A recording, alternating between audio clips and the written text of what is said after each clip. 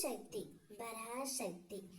என் அன்பு தங்கமே, உன்னுடைய வாழ்க்கையை கெடுத்த அந்த ஒருத்திக்கு இன்று சரியான தண்டனையை உன் அம்மா நான் வழங்கிவிட்டேன்.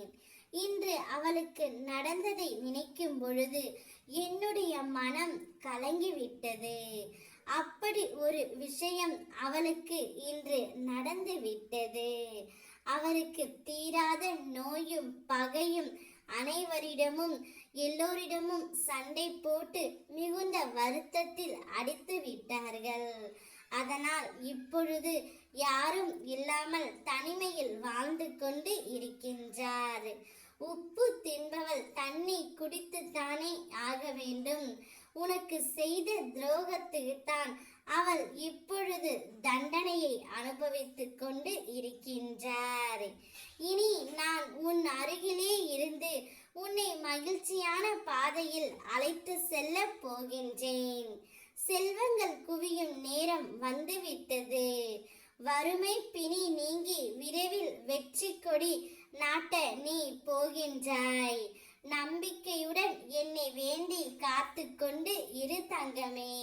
மனதில் தேவையில்லாத எண்ணங்களுக்கு எப்பொழுதும் இடம் தராமல் உன் எண்ணங்கள் அனைத்தையும் என்னிடம் ஒப்படைத்துவிட்டு உனது கடமைகளை நீ செய்.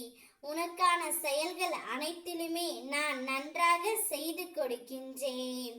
கோபம், பேராசை, காமம், தவறான எண்ணம், அகங்காரம், பொறாமை என்கிற இந்த 6 எதிரிகளிடமும் மிகவும் நீ ஜாக்கிரதையாக இருக்க வேண்டும்.